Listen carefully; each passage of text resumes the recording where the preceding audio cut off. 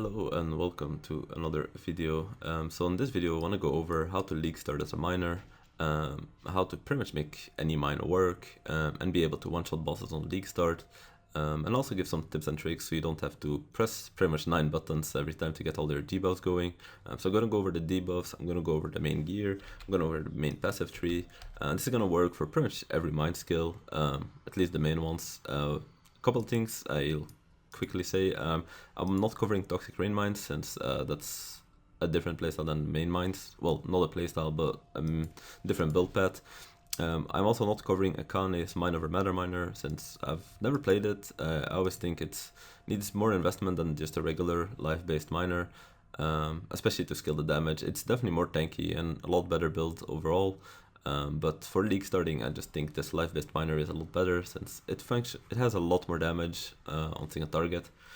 So I guess I'll first start with skill trees. This is pretty much the simplest part of a miner. This character, I'm gonna refund these points. Well, I guess I'll keep him now, but this is like a basic skill tree that most miners will have. It's a level 95, but I have 13 points left, so this is like a level 82 tree. Now this as well, I took all these extra life nodes here as well, so as you see, this, all those. I also took this whole section here for a jewel socket, these nodes. Technically, some people drop this section. I think it's still a good section because you get some all res, some life and all that. Now you have a couple options that you can change, so I'll go over the main ones. Some people go down here, you get some crit multi, get the frenzy charge. You can also pick up this frenzy charge if you're playing with charge mines. You can also take this life here. It's pretty much where it goes for this section. In very rare cases people take Wind Dancer, but I would only advise this if you're mainly mapping and going for level 100 or something, since you don't really get much damage padding all the way here. The only thing you'll pick up is life. Another defensive option is going for Cyan Life Wheel, but again, you get like no damage going over here, you just get more life. And the reality of miners, especially if you're playing life-based, even with a lot of life, you're pretty squishy since you don't have much recovery or mitigation. You pretty much rely on dodge, which you get from phase acro, and you can use a 0 step for extra dodge and even a quartz flask if you want. But generally, especially if you're going for bossing super early, day 1, day 2, even with the 5k life, you can push this to 6k, 6.5k pretty easily.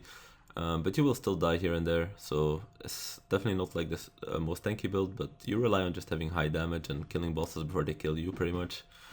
Now the other options, I guess you could say, if you want the most damage without taking clusters into consideration, you would usually pat over here, and then you would take these crit nodes here and these crit nodes here. And then if you had extra points, you can even take this life and chaos res over here. You can also take this jewel socket for 3 points. Some people choose to take these nodes, but I don't think it's worth it. You can also use a thread of hope here and take this and this, but again, that's more investment, I think. And these are like the main things you would take. You can also use cluster jewels, so you can take one here or here. I usually only go for one cluster. The mediums especially, you can get surprise sabotage is the node, which gives you some pen and some crit multi. Yes, I read the patch notes, they nerfed it a little bit, but it's still pretty much one of the best clusters. You can also go for Arcane Pyrotechnics, I think it's called. It gives you Arcane Surge, so a little easier without having to proc it yourself. And then the third notable on mediums is Guerrilla Tactics, which you would go, gives you some move speed and some damage. So all are good options, and it's up to you. Now also, depending on the mine you play, for most mines this will still be your basic skill tree. One thing I actually forgot to mention was this patting here as well. So ideally you want this patting for the mine throwing speed, but early league especially, or depending on what you're doing with your auras as well, you might have to take these nodes to get the reduced mana reservation. Speaking of reduced mana reservation, some people choose to pat here as well to take charisma, and then you get some life here, and you can take this cluster and anoint something else. I personally don't think it's worth it. There's way too many points, and generally charisma won't really help you get another big aura in, depending on, of course, your build path, but generally I don't think it's worth it. But it's up to you what you do. Miners are very flexible, and as long as you have the core down of your passive tree, it doesn't really matter where your other skill points go. Your damage will still be good enough. You should still have a decent life pool. So it's up to you more so what you prefer as a player rather than what's the best case scenario. One thing I want to mention though, for Glacial Cascade and Balling especially, these skills you really need AoE on them, so for those you would definitely pat this way, get this area effect. You would take these points for area, you would also take these here and blast waves, because the area effect is really important for those skills. The other skills, I don't think they have anything really important to take on the skill tree. You would just use pretty much a generic skill tree. If you can clusters, you can do those, or you can patch through here is what I would suggest. For the ascendancy, you pretty much always take these for nodes.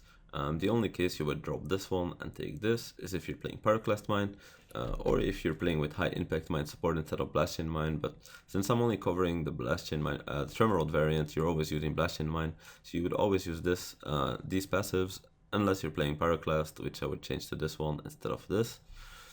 That's the main skill tree. Now I want to go over how you should be playing your miners if you want to one-shot bosses.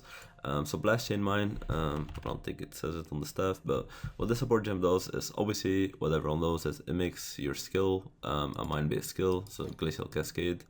If I put Glacial Cascade without it, you see I just self-cast it, but with blastchain mine support it becomes a mine that you then detonate to use the skill. Now blastchain mine also does is it gives you 5% more damage for each mine prior in the detonation sequence. So what this means is, say you put, let's say I put a couple mines down, right? Now if I press detonate once, all these mines that just detonated, that's one sequence. Now of course it didn't really chain well, but you get what I mean. If you just detonate once, that's one sequence, and each mine that detonates after the next one gives you 5% more damage as a more multiplier. It's a lot of extra damage. I'll show you with Pyroclast mine, it's easier to show. So when I'm doing how you want to play it is, you want to put all your mines down, and then you want to detonate once. And now, as you can see here, it goes crazy, right? Each mine gives me 5% more damage than the previous one, so it really ramps up quite hard. Now, if you have, let's say, detonate mine on left click, and you're just playing like this is fine for mapping. This is fine for even map bosses, or once your gem level is high enough, yes, you can still do this on bosses, and you can just keep spamming and keep instant detonating. You'll still kill the bosses, but if you want the absolute max damage, especially for day one, you definitely want to pre-stack all your mines, detonate once, so you get all that extra damage for the sequence. So I'm gonna quickly go over the gear. So first of all, Tremorod, pretty straightforward. You want this. You can get it pretty late. You don't need it early. You can just use 2 wands with decent spell damage. But even on a 5 link, this is really strong for bossing. Cam's Heart, just extra life. Again, you can just use a rare chest with life and res. Pretty much everything you can just use life and res. By the way, I'm just gonna go over the options why some things are really good, but. Like gloves, for example, just life and res. You don't need the dex. Belt, life and res. Helm, life and res. I have strength roll. Do keep in mind, if you do use Cam's Heart, you need a big strength roll somewhere, else you won't have the strength requirement, so it's gonna be on either piece of gear. The amulets, so you want crit multi and life. If you can get some spell damage or something else, like great, a little bit of extra damage, but you just want the crit multi and life for the main 2 stats, and then anything else you need, resist, and you can craft mine throwing speed.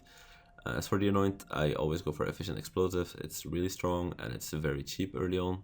Doesn't require any big oils. The boots, I like to go for a 0 step, since 30% move speed and 75 life, very good.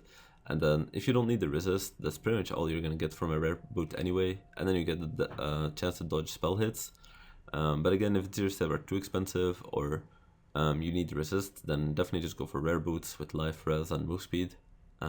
One thing I want to mention as well is the boot enchant. This is a big damage multiplier for mines. Since 2 enchants I'll cover, or 3 I guess, is the crit chance if you haven't crit recently, damage penetrates 10% elemental res if you haven't killed recently, and adds 1 to 160 flatlining damage. Now if your mines kill something, that doesn't count as you, so this 120% crit chance, you always have this up permanently, you can't even lose it. So that's why these boot enchants for miners are extremely strong. Usually you would always go for the crit chance or the damage pen one, and usually they're very cheap. Now, of course, if you want to get this on a 0 step on League Star, this is going to be very expensive, but maybe you just run lab yourself, or you wait a bit and get it, or you just get a rare. If you go for a rare pair of boots with the enchant, it's a lot cheaper, of course, so up to you what you want to do, but don't neglect getting the enchant. Again, this is something you only really need later on. Early on, you one-shot everything anyway, so it doesn't matter, but something to go for definitely. Next up is the rings. So first of all, you usually just start with rare rings with life and res, and then once you need damage, you will switch to a Malka's Artifice. So what this does, so it gives you minus 20 all res, but it also gives you plus 100 to resist of the gem sucked in, which usually is a blue gem, so it's good for lightning res. But more importantly, you get Elemental Equilibrium, which gives 25% resist to the elements you hit with and minus 50 to other elements. So what you want to do is you want to put a spell in here that will give you damage to the opposite type of the damage you're using. So let's say I'm a fire-based miner, I would put something here that gives either cold damage or lightning damage. So as you can see, for example, say I'm playing Pyroclast Mine, just a fire damage. I'm scaling fire damage heavily. I can use Stormbrand as my trigger to trigger Elemental Equilibrium.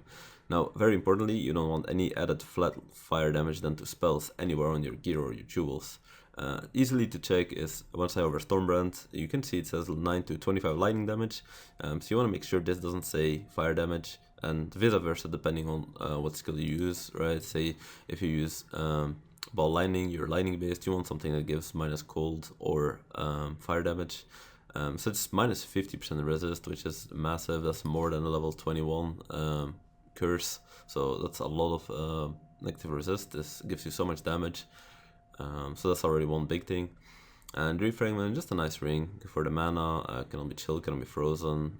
So many nice quality of life, but again, you can just use a solid rare ring instead. Now your rings later on, once your gem level is very high and stuff, you can switch these rings if you want. I usually switch them like day 3, day 4 maybe. If I have enough damage anyway, I just go for Vermilion rings to get a lot more life, to make me more tanky, but again, it's not needed, especially if you don't mind dying here and there. So another good option is you can go for Mark of the Shaper. So if you really don't want to use this extra spell later on, once again your gem levels are high enough and stuff like that, you can just go for a Mark of the Shaper and then another ring on your offhand, which is also just really strong. So that's for your rings. Now I guess also I'll go over I guess I can quickly go over flasks, since it's pretty straightforward. Enduring, Mana Flask, always want this. Diamond Flask and Quicksilver, these are the 3 main flasks that you always use. Then obviously you want to make sure you have bleed removal, freeze removal, and curse removal. Those are 3 main things, so if you don't using this, you might want to get an extra magic flask, but this is generally the 3 flasks you always use, and then the other 2 flasks are optional. Good options are a life flask, if you want to go more defensive, a basalt flask. Damage based, obviously if you can get a bottled fate, great, but that's usually way too expensive for league start. Aziri's Promise is a good damage flask as well. And the last flask, probably Wise Oak, especially if you can balance your resist, which is actually pretty easy to do as a miner. Then Wise Oak is very strong as well. And I guess some cases Dying Sun, especially if you're playing like Blazing Salvo, Pyroclast, well, Blazing Salvo especially, Dying Sun is very strong. So those are what you want to do for flasks. And the last thing is how to really get your damage juiced up. So I guess first of all, go over all the mine skills that you can use and what their pros and cons are. So Glacial Cascade, in my opinion, one of the better mines to map with, especially once you get it going with a good area of effect. But for bossing, probably the worst one, especially for like day 1, day 2 bossing. I think the damage is very mediocre compared to other ones. It gets good once you can go low life and really scale it up, but on very budget, I don't think Glacial Cascade is very strong compared to the other alternatives. Another mention for Glacial Cascade, if you're leveling, I mean, generally I always suggest leveling with Arc Mines anyway, but if you want to use a certain spell, Glacial Cascade is one of the scenarios where I really don't recommend it. Glacial Cascade without AoE is very bad and very annoying to play, so don't level with it. Ball Lightning, very strong, even after all the nerfs, still one of the better mine skills. So one thing, especially if you're using this, make sure you use lower proj as your support gem. Yeah, not much to say. Purifying Flame, played this 2 leagues ago, I think was my league starter. Very strong, a lot of upfront damage, so definitely a nice mine to play. Also good auto targeting, so I really like this as well. Might even league start this again, but we will see. Arc. Arc is probably my favorite one to map with. I always pretty much level with Arc every single time. no matter what mine I'm playing. The single target damage can start falling off, especially in like the higher acts when you're still on your leveling wands, but generally this carries you really hard. I usually always play arc even when I get my tremor rolled. I just arc, and once I get to really endgame bossing and stuff, that's when I start changing to a stronger spell. But again, very good option there. Blazing Salvo, another potential league starter for me. This is very strong. I'll go over the gem tags later as well, but Blazing Salvo is the option to get a lot of debuffs going, which is why I really like it as well. So potentially my league starter spell as well, Blazing Salvo, but we will see what I end up playing. Probably leaning towards Blazing Salvo the most out of everything. Pyroclast Mine, after its glory days when it came out and it was completely broken, it got nerfed, but it's still one of the better ones. I think it still easily can one-shot bosses and stuff like that, but has a lot more screen clutter than other mines, so I don't know if I will play Pyroclast, but definitely a good option to go for as well. Similar to Blazing Salvo, has the projectile tag, has the fire tag, has the AoE tag, so a lot of scaling you can do with Pyroclast as well. The final section, so all the debuffs and how to automate a lot of them and stuff like that. But this is how you generally get a lot more out of your damage than you normally would by just placing your mine down. So first of all, marks and curses. So marks are pretty much just stronger curses against bosses, since they don't have the reduced curse effectiveness that bosses get for normal curses. So you generally want to use Sniper's Mark, anything that has a projectile, so Ball Lightning, Blazing Salvo, and Pyroclast pretty much. And then the other ones you would just use Assassin's Mark. Now Sniper's Mark, when it's obviously for most things you want to level them, because yeah, they scale better with levels. Now Sniper's Mark, I think it goes up to 35% at the level 20 gem, increased damage taken, so the 35% more multiplier, which is absolutely insane. Sniper Mark is a bit worse than that, but it still gets really good. I think it goes to 50 crit multi and then the base crit chance as well, so still a really good option, but obviously if you can use Sniper Mark, use that always over it. Then for actual curses, so especially with a second curse available, you can use a mark and then a curse, but keep in mind that these share the curse limit. So say you can only have one curse on the enemy and you're using Sniper's Mark, then obviously you don't want to use any of these. But generally, if you can have the mark and one more curse, so especially if you take Whisper of Doom or something like that, I usually go for the actual curse. So if you're lightning based, go conductivity, frostbite, or flammability if you're fire based. But elemental weakness is very strong as well, so you just get one curse here, and if for some reason you have three curses, then obviously you can use Sniper's Mark, and then whichever element you're playing, and then elemental weakness as well. Or you can go for a defensive curse, but I want to mainly just cover damage here, so it's up to you what you do with the rest. Way of Conviction, very strong debuff. Now they are nerfing this, since now it gives minus 25% all res to the highest damage taken. So once you use this, I mean, usually if you're scaled into a certain element, your highest damage on this will always be the element. But as you can see here, it gives it has like built-in Fist to Lightning, so you want to make sure that whichever element you're playing has the most damage on Way of Conviction. Obviously Fist doesn't matter, but in terms of fire, cold, or lightning. And then gives now it gives minus 25, but it's gonna give me minus 15, which is still really good. But I think at minus 15 it becomes to the tier where if you really don't want to press it, you know, you could drop it technically. But minus 15 res is still very big, so there's that. Next is Blade Blast. So the only thing really with Blade Blast is it gives a nerf, and a nerf gives 10% more spell damage. So it's pretty much it. You just want to apply the nerf.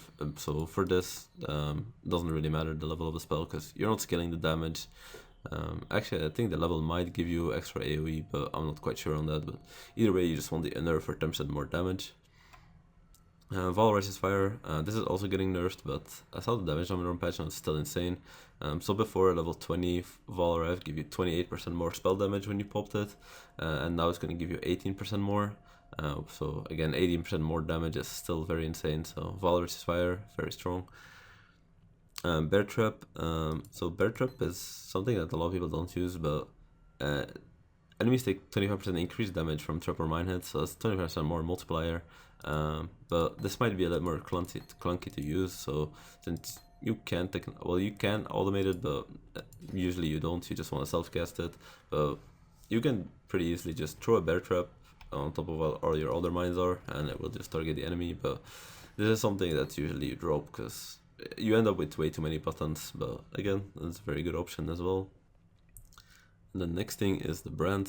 So these are more so triggers and Orb Storm. You can link stuff to them and to automate them. So Orb Storms, for example, or Storm Brand, you can put hexes to them and make these curses apply on hit. So then you just put your Orb Storm down and it will automatically curse everything. Now keep in mind that mark skills cannot be used with hex touch, so this is only for these curses that you would use hex touch. The other good thing about these is you can put them in here and they're a very good trigger for your elemental equilibrium, since Stormbrand and Orbostorm, they have a very low well, Orbostorm is worse than Stormbrand, but they have very low activation frequency, so they will keep applying the debuff over and over. Now the reason I would use Overstorm instead of Stormbrand is if you're using Arcanist Brand already. Now what Arcanist Brand does is it will trigger the linked spells to it. So what this means is you can technically just link Blade Blast to it, you can link Way of Conviction to it, you can link Sniper's Mark to it, and it will cast all these 3 spells for you. And all you have to do is just put the brand on top of the boss. This is very strong and this automates so much of the extra buttons you have to press already. Now what you want to link to it depends on you. So first of all, depends how many debuffs of everything here you want to use already. If you're good enough with just having like these 3 debuffs, you can pretty much just drop everything else and just put Orb of Storms here, because you definitely want to put something here that's, if you're using a multi-cast artifice, you have to do this, you can't really automate this. So you just put Orb of Storms, then you have your Mind skill, and then you have your Arcanist Brand with 3 debuffs on it, assuming you have a 4 link, and that's pretty much all the buttons you need to press. So you obviously have your Mind skill, put your Orb of Storms, you put your Arcanist Brand, let's say this is now linked with these 3 debuffs. So it's pretty easy, you just put this, your Orb of Storms, your Arcanist Brand, and that's it. Now you just throw your Mind and detonate them, nothing else you need to do. But if you want extra debuffs, like more than this, obviously you can also use a 6 link, so you can get even 2 extra debuffs linked to your Arcanist Brand, which is even more stuff automated. But there's some stuff like Bear Trap, you can't automate this, so if you want to use this, you have to self-cast it. It doesn't work with Arcanist Brand. Now other stuff, say you have too many debuffs and you don't know which to choose, on which to self-cast and which to do this. You can go for duration, for example. So Sniper's Mark, at level 20, this has like almost a 10-second uptime or something like that, so it's probably easier to just self-cast Sniper's Mark and it will stay there for 10 seconds, rather than something that, for example, stays there only for 2 seconds, right? So you can go that way. Another way of going about it is, for example, Blade Blast is something I always want to use on Arcanist Brand, since the AoE is so small. So say this is the boss and I click like here, I already missed. Or say this is the boss, I'm about to click it, but the boss just moved 1 inch and there you go, I missed again. Whereas the way Arcanist Brand works is, so wherever the brand is, it triggers the spell from on top of the brand. So this is where the Blade Blast will trigger. So the brand is here. This is like the area of the Blade Blast, right? Now how brands work as well, they attach to an enemy, right? So even if this enemy were to move, the brand is following it. So Blade Blast will always hit no matter what. So that's why like Blade Blast is super good on Arcanist Brand. Again, other options you can also do is just have your 3 biggest debuffs that you want to use on Arcanist Brand, and then you have like a secondary debuff, say you're, I mean, obviously you can't use Bear Trap on this, but let's say, or say you have like another curse, right? And you're coming to a boss and the boss is like a little bit tanky, but not like super tanky, like you're not trying to limit test your damage, right? You can just put the Arcanist Brand and not use your other debuffs, because you don't need it on that specific boss, right? So you just want to use like your 3 main debuffs on it, and then whatever other debuffs you have, you can press them whenever you need them, but on most bosses you won't need them, right? So it's up to you how to go about it. I usually will probably put something like this. Sniper's Mark and Blade Blast will always be on Arcanist Brand, and then the 4th one might be with Conviction. If I have an extra curse, I might just put an extra curse on here, like Conductivity, or in my case it'll probably be Flammability. I will probably do something like that, and then if I want Bear Trap and Righteous Fire, I will self-cast, and then of course Overstorm for trigger my EE. I'm not sure if I went over these skills, but these are more so skills that are specifically for certain elements. So obviously Frostbomb and Bone Chill, you only want to use these debuffs if you're playing Cold Base, so Glacial Cascade, and same with Combustion and Flame Wall if you're playing Fire Base, so Blazing Talvo and Pyroclast Mind. Combustion is just a support gem. You can link this to Way of Conviction, and it will give you minus fire res, so pretty strong. But if I don't have the sockets, I usually drop this. It's strong, but it's also, if you can't fit in the sockets, right, like what do you do? And then Flame Wall is very strong because it gives added flat fire damage to projectiles that pass through the fire wall. So, Blazing Salvo, you just want to put your firewall on top of your mines, well, your flame wall, sorry, top of your mines, and then the projectile will go through it and get the extra base fire damage from it. So that's pretty much it for the main debuffs. Obviously this applies to more builds than just miners, but don't neglect debuffs, especially on league start. I know what you're thinking. You're probably there like, there's no way I'm gonna be pressing, you know, 8 or 9 buttons every time. First of all, you already don't have the sockets to even do that, because obviously, especially if you're using Kilm's Heart, you're gonna need to drop some stuff anyway. But also just in terms of wanting to play, like, you don't want to press so many debuffs, right? So the main reason you use so many debuffs is, say you're rushing day 1 and you get to like a very high tier boss, and your skill gems are only level 17 or 18, you have no quality on them, your character level is maybe 80 or 85, so you're missing a lot of skill points as well, so you're missing a lot of damage overall. Then say the fight might take you, you know, like 10 seconds, 20 seconds, like an extra debuff will definitely speed it up by a lot and help you, especially once you start running out of flask and stuff like that. But once your skill gems start leveling up, once you start leveling up, and you know, you might get an extra damage flask or something like that, once you have a lot of damage, then you can easily start dropping stuff, which is usually what I do. So I definitely don't use like so many debuffs, like especially Argan's Brand is something that, I mean, it's just free, right? Like you probably get 3 debuffs for 1 button press, so you definitely want to use Sniper's Mark, like I said. Do keep in mind, one thing I didn't mention with Sniper's Mark is you will need a lot of dex. I think level 21 gems like 159 dex, so you will need a dex roll somewhere. On this character, I think this is the only dex I have, and I have 170, so as long as you have 1 dex roll, you should be fine. But generally, you want your 3 stronger debuffs here, so I would use 3 debuffs at Argan's Rush always, and then generally I will drop the rest of the things. Like Way of Conviction, if I'm not putting it in here, I will probably drop this. Assuming I have an extra curse, then I will probably just use Flammability rather, right, and just use this setup. And then eventually I'll just drop Way of Conviction. Righteous Fire or something, if I have the socket, I'll probably keep it because it's easy to just press it. But again, it's like, if I really don't want to press the buttons, right, like what's more important for me, to kill the boss in 1 second less, or to like enjoy myself and not have to press 9 buttons, right? So the further you get into the league, the more you can start looking and dropping debuffs. But if you really want extra damage, then obviously the options are there to use an extra debuff or 2, right? So I hope you enjoy, I hope you've learned a thing or 2 maybe, and best of luck on your league start. If you have any questions, feel free to ask, I'll do my best to answer them, and good luck.